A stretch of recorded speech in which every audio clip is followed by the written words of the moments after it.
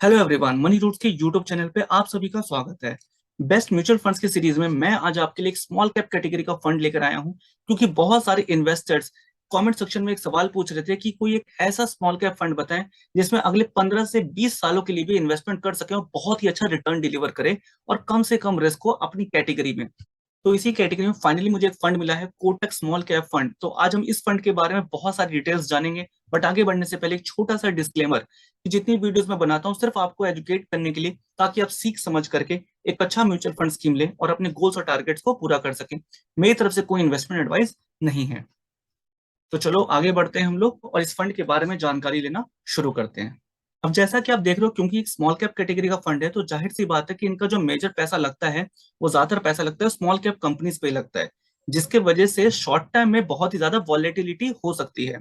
तो इस चीज के लिए आपको क्या ध्यान रखना है कि अगर आप एक ऐसे इन्वेस्टर हैं जो 2 साल 3 साल या 4 साल के लिए इन्वेस्ट करना चाहते हैं, तो मेरे अकॉर्डिंग आपको स्मॉल कैप कैटेगरी पे आपको इन्वेस्ट नहीं करना चाहिए। बट अगर आप एक ऐसे इन्वेस्टर हो जो लंबे समय के लिए इन्वेस्ट करना चाहते हैं, मतलब 5 साल 10 साल 15 साल 20 साल, तो ही आपको स्मॉल कैप कैटेगरी के फंड पे इन्वेस्ट करना चाहिए, क्योंकि जितना लंबा समय आप इसमें देंगे उतने ही ज्यादा रिटर्न आने के आपको चांसेस बनेंगे। प्लस वॉलेटिलिटी से ज्यादा फर्क नहीं पड़ेगा अगर आप बहुत लंबे समय के लिए इन्वेस्ट कर रहे हैं तो। सिंपल ये चीज को आपको ध्यान रखना है। दूसरा, इसका एसेट अंडर मैनेजमेंट आप देखोगे, जिसे फंड साइज भी कहता हूँ, लगभग 8,000 करोड़ से ऊपर का है, तो ये अच्छा है। एनएबी 191 है और ये डेटा 16 सितंबर 2022 तक का है। तो मतलब अगर आप इसे बाद में देखोगे तो हो सकता है कि इसके वैल्यू में थोड़े से चेंजेस आ सकते हैं, मतलब यहाँ से एनएबी थोड़ा नीचे भी जा सकता है, क्योंकि आप देख रहे हो मार्केट अभी काफी बढ़ा हुआ था, थोड़ा गिरा भी है, या एनएबी यहाँ से थोड़ा सा ऊपर भी जा सकता है। सीएजीआर इसका आप देखोगे तो एक बहुत इंटरेस्टिंग चीज मुझे इसके सीएजीआर में लगी, लास्ट 5 ईयर में लगभग 19.5% है। और अभी तक जब से शुरू हुआ है, मतलब 1 जनवरी 2013 से, तो ये लगभग 21% के आसपास का है। तो अभी तक आप मेरी कुछ पहले की वीडियोस देखोगे तो सिंस इंसेप्शन में अगर आप देखोगे या सीएजीआर 5 ईयर का कंपैरिजन करोगे तो बहुत बड़ा डिफरेंस आपको दिख जाता है। पर आप इस फंड में देखोगे तो लगभग 1-1.5% का ही डिफरेंस है, तो ये हमारे फेवर में बात जाती है, मतलब ये मेंटेन करके रख रहा है कहीं ना कहीं, तो ये हमारे लिए ज्यादा अच्छा है। इसके अलावा एक छोटी सी चीज और बता दूं कि अगर आपके दिमाग में कभी भी ये सवाल आता है कि यार आपने तो बहुत पहले इसमें इन्वेस्ट किया था, 2013 से भी पहले इन्वेस्ट किया था, तो ये सच है। क्योंकि अभी मैं बात कर रहा हूँ डायरेक्ट इन्वेस्टमेंट की, पर 2005 के आसपास ही एक्चुअल आप जानते हो ना, पहले म्यूचुअल फंड डिस्ट्रीब्यूटर की हेल्प से ही ज्यादातर लोग म्यूचुअल फंड में इन्वेस्ट किया करते थे। तो Kotak small cap fund actual में 2005 से ही चल रहा है, अगर आप म्यूचुअल फंड डिस्ट्रीब्यूटर की हेल्प से लेते तो। पर जो डायरेक्ट इन्वेस्टमेंट करते हैं विदाउट म्यूचुअल फंड डिस्ट्रीब्यूटर की हेल्प से, तो वो 1 जनवरी 2013 से ही वो शुरू हुआ था। तो हम लोग इस वीडियो में जितनी भी चीजें बात करेंगे वो ये मान करेंगे कि ये फंड 1 जनवरी 2013 से ही स्टार्ट हुआ है। तो सबसे पहले एक काम करते हैं, आज हम इसके रिटर्न्स को देखेंगे कि अगर हमने इस फंड में पहले बिलीव किया होता तो हमारा कितना पैसा बनता। तो ये आप लमसम इन्वेस्टमेंट को देख सकते हो कि अगर आपने 3 साल पहले 1 लाख रुपए डाले होते तो लगभग 2,62,000 हो गए होते। 5 साल पहले अगर आपने 1 लाख रुपए डाले होते 2,48,000 हो गए होते। और ये मैं कई वीडियोस में बता चुका हूँ कि ऐसा क्यों हो जाता है कई बार, कि 3 साल पहले जो आपने इन्वेस्टमेंट किया था उसमें ज्यादा रिटर्न आ रहा है रादर देन 5 ईयर्स के। तो अगर आपको पता है तो प्लीज कमेंट सेक्शन में जरूर बताना। देखते हैं कि आपको कितनी चीजें याद हैं। इसके अलावा जब से ये फंड शुरू हुआ था, मतलब कि विदाउट म्यूचुअल फंड डिस्ट्रीब्यूटर की हेल्प से भी आप इसमें इन्वेस्ट कर सकते थे 1 जनवरी 2013 को, तो उस टाइम अगर आपने या लगभग उसके आसपास 1 लाख रुपए डाले होते तो वो आपके 6,30,000 रुपए बन गए होते हैं। मतलब कि 2013 से अगर अभी तक देखोगे तो लगभग 9 साल के आसपास हो चुका है। तो 9 साल में आपका पैसा इसमें 6 गुना हो चुका है। आपको ये कैसा रिटर्न लग रहा है, प्लीज से कमेंट सेक्शन में जरूर बताना। चलो लमसम रिटर्न को तो देख लिया, अब हम देखते हैं इसके एसआईपी रिटर्न को, कि अगर आपने इसमें पर मंथ इन्वेस्ट किया होता थोड़ा थोड़ा तब आपका कितना पैसा बन चुका होता। तो आप 3 साल में देखोगे कि मैं मान के चल रहा हूँ कि 5,000 आपने पर मंथ इन्वेस्ट करना शुरू किया होता, तो 1,80,000 रुपए आपके बढ़ करके 3,17,000 हो गए होते। 5 साल पहले अगर आपने 5,000 पर मंथ इन्वेस्ट करना शुरू किया होता तो लगभग 3 लाख बढ़ करके 6,12,000 हो गए होते, मतलब 5 साल में आपका पैसा यहाँ पे डबल से भी ऊपर चला गया होता।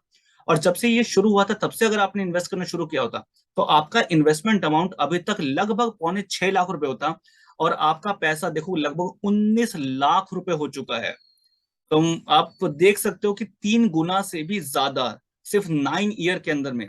तो अगर आप एक ऐसे म्यूचुअल फंड स्कीम को ढूंढ रहे हो, एक ऐसे small cap mutual fund scheme को ढूंढ रहे हो जिसमें आप इन्वेस्ट करना चाहते थे, तो मुझे ये पर्सनल रिटर्न के मामले में तो बहुत अच्छा लगा है। बट ये अभी तक का रिटर्न था। हमारा ये कंसर्न होगा कि अब से आगे, अब से आने वाले 5 साल 10 साल 15 साल में क्या होगा, क्या इसी तरीके से रिटर्न जनरेट करेगा। तो मैं अब जो चीजें बताने वाला हूँ वो बहुत ध्यान से समझना, क्योंकि अगर आपको ये अच्छा लगे तो आपके कांटेक्ट में अगर जितने भी ऐसे लोग हैं जो डायरेक्ट इन्वेस्ट करना पसंद करते हैं, वो सीखना समझना खुद से रिसर्च करके इन्वेस्ट करते हैं, तो उन लोगों को ये वीडियो जरूर से फॉरवर्ड करना। तो अब देखो, रिस्क रेशियो पे हम लोग बात करने जा रहे हैं, जिसमें हम बात करेंगे स्टैंडर्ड डेविएशन, बीटा और शार्पे रेशियो। स्टैंडर्ड डेविएशन और बीटा वॉलेटिलिटी को शो करता है, मतलब उतार चढ़ाव। और मैं हमेशा हर वीडियो में कहता हूं कि जितनी कम वॉलेटिलिटी होगी उतना ही अच्छा है। और एक चीज मैं लमसम इन्वेस्टमेंट के लिए बता दूं, तो लोग हमेशा पूछते हैं कि किस तरह की म्यूचुअल फंड स्कीम में हमें लमसम इन्वेस्टमेंट करना चाहिए। तो एक चीज का ध्यान रखना, जो लो वोलेटाइल है। अगर कोई ऐसा म्यूचुअल फंड स्कीम है जो अपने कैटेगरी एवरेज से ज्यादा वोलेटाइल होता, मतलब आप देखोगे कि कैटेगरी एवरेज 19.86 है, पर ये जो कोटक स्मॉल कैप फंड है ये 18.73 है, मतलब ये कम वोलेटाइल है। और बीटा भी आप देखोगे तो कैटेगरी एवरेज 0.82 है, और कैटेगरी एवरेज ये कोटक का कम है, 0.79 है, मतलब ये कम वोलेटाइल है दोनों अपनी कैटेगरी एवरेज से।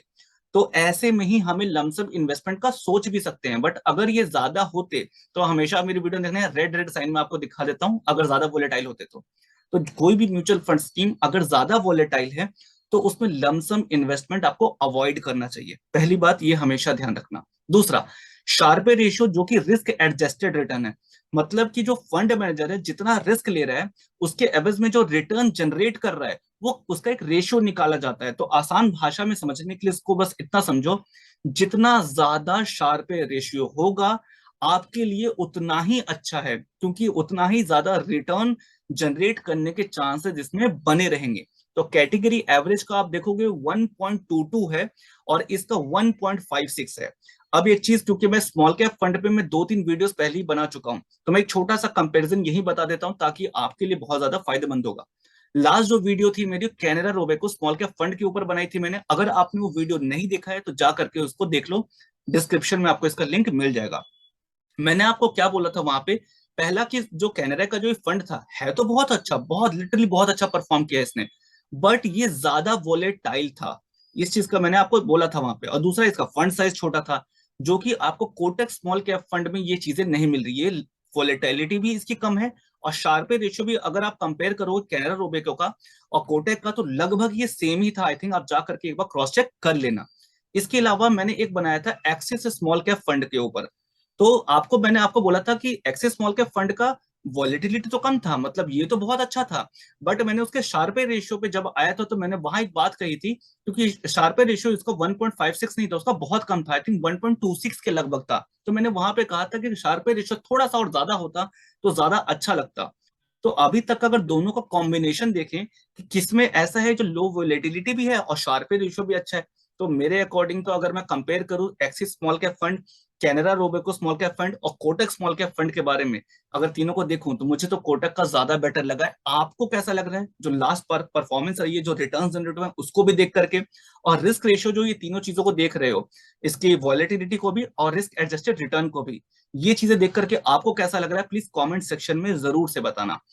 तो अब हम लोग देख लेते हैं कि इनके फंड मैनेजर कौन है और किस किस सेक्टर में इनका पैसा लगा हुआ है। तो अब आप देखोगे कि इनके जो fund manager mister Pankaj ji, जिन्होंने 14 सालों का एक्सपीरियंस है, और ये इस फंड को कब से मैनेज कर रहे हैं, 21 जनवरी 2010 से। अब एक चीज दोबारा कंफ्यूजन हो इसके लिए बता देता हूं अगेन, कि ये फंड एक्चुअल में 2005 से चल रहा है, बट उस टाइम पे सिर्फ म्यूचुअल फंड डिस्ट्रीब्यूटर की ही हेल्प से लिया जाता था। जो लोग डायरेक्ट, जिसे रेगुलर कहते हैं ना, रेगुलर, पर जो डायरेक्ट इन्वेस्टमेंट होता है, मतलब जिसमें म्यूचुअल फंड डिस्ट्रीब्यूटर की हेल्प के बिना भी आप डायरेक्टली इन्वेस्ट कर सकते हैं, वो शुरू हुआ था 2013 में। तो जो मिस्टर पंकज जी हैं 2010 से ही मैनेज कर रहे हैं। तो इससे आपको क्या समझने आना चाहिए कि जो रिटर्न आपको लास्ट 5 साल या 10 साल में जो आपको शो हो रहा है वो इन्होंने ही जनरेट किया है। तो आप इन पे भरोसा कर सकते हो कि शायद ये आगे भी इसी तरीके से परफॉर्म करेंगे और आपको एक अच्छा रिटर्न डिलीवर कर सकते हैं। तो इसके लिए देख लेते हैं कि किस किस सेक्टर में इन्होंने पैसा डाला हुआ है। तो आप यहाँ पे देखोगे इनका एसेट एलोकेशन कि लगभग 67% स्मॉल कैप कैटेगरी में, 21% मिड कैप में है, लार्ज कैप में 3% है और अदर 7.8% है। यहाँ पे आप देखोगे इसका सेक्टर एलोकेशन तो कंज्यूमर ड्यूरेबल्स में 23%, कैपिटल गुड्स में 16%, केमिकल सेक्टर में 10%, ऐसे ही करके कैश भी इन्होंने रखा हुआ है लगभग 7.25%, ऑटोमोबाइल एंड ऑटो कंपोनेंट्स में 6.5% के आसपास। ये सारे ही आप यहाँ पे टॉप 10 इनके इन्वेस्ट सेक्टर्स देख सकते हो कि किस किस सेक्टर में कितना कितना फंड लगा हुआ है। तो अगर आपको लग रहा है कि हाँ आने वाले वक्त में इंडिया में नेक्स्ट 10-15 सालों में ये सारे सेक्टर अच्छा परफॉर्म कर सकते हैं, तो आप इस फंड को चूज कर सकते हो। बट एक चीज का ध्यान रखें कि कई बार इसमें भी जो फंड मैनेजर चेंजेस करते रहते हैं, तो सेक्टर से ज्यादा मुझे को फंड मैनेजर और उनके काम करने के तरीके पे बिलीव ज्यादा करता हूं मैं, कि अगर वो अच्छे से परफॉर्म कर रहे हैं तो मुझे पता है कि आगे चलकर अगर ऐसा कभी आया, एग्जाम्पल के लिए कि मान लो कंज्यूमर सर्विसेज में या टेक्सटाइल में ज्यादा काम बढ़ सकता है, तो मुझे पता है कि फंड मैनेजर इतने क्वालिफाइड होते हैं, इतने एक्सपीरियंस्ड होते हैं कि इसमें वो अपनी होल्डिंग्स को इंक्रीज कर देते हैं। पर फिर भी हमें सेक्टर एलोकेशन ये सब देखना चाहिए, और खास करके ये भी कि किस किस टॉप 10 स्टॉक्स है जिसमें इन्होंने इन्वेस्ट कर रखा है। क्योंकि कई बार हम ना ओवरलैपिंग कर देते हैं कि हम दो अलग अलग म्यूचुअल फंड लेते हैं सिर्फ डाइवर्सिफिकेशन के लिए, पर उनके टॉप 10 इन्वेस्टमेंट सेम हो जाती है, तो उसका तो डाइवर्सिफिकेशन हुआ ही नहीं, कोई सेंस ही नहीं बना। तो इस चीज के लिए हमें जान लेना चाहिए कि इनके टॉप 10 इन्वेस्टमेंट कौन सी है, और अगर आपको ये म्यूचुअल फंड स्कीम अच्छा लग रहा है तो इनके टॉप 10 स्टॉक्स का स्क्रीनशॉट लेके जरूर से रख लेना, ताकि आप ओवरलैपिंग ना करो। इस वीडियो में जितनी भी चीजें मैंने आपको बताई है, आई होप कि आपको वो सारी चीजें क्लियर हो गई होंगी, जिससे आप डिसाइड कर सकें कि इससे अगले 10 साल, 15, 20 साल के लिए आपको इन्वेस्टमेंट करना चाहिए या नहीं करना चाहिए। और अगर आपको वीडियो अच्छी लगी तो प्लीज लाइक जरूर कर देना। और अगर आप वैल्यू इन्वेस्टिंग को सीखना चाहते हो तो द इंटेलिजेंट इन्वेस्टर, पर्सनली मुझे ये बुक बहुत पसंद है। आप खुद से भी सीखो, ताकि यार लोगों की वीडियोस देखने की आपको जरूरत ना पड़े, आप खुद से सारी चीजें सीख सको। तो ये हिंदी इंग्लिश दोनों में उपलब्ध है, आसपास से आपको मिलता है, वहां से ले लो, अदरवाइज आप अमेजोन से ले सकते हैं। डिस्क्रिप्शन में इसका भी लिंक डाल दिया है। और सैमको में आप डीमेट अकाउंट खुलवा सकते हो। ये डीमेट अकाउंट मुझे पर्सनली इसलिए पसंद है क्योंकि बहुत सारे न्यूज अपडेट्स देता है, जिसके लिए कोई अलग से चार्जेस नहीं करता है। तो अगर आप इसमें भी आप अकाउंट खुलवाना चाहते हो तो इसका भी लिंक मैंने डिस्क्रिप्शन में डाल दिया है। With this all, thank you very much, bye bye.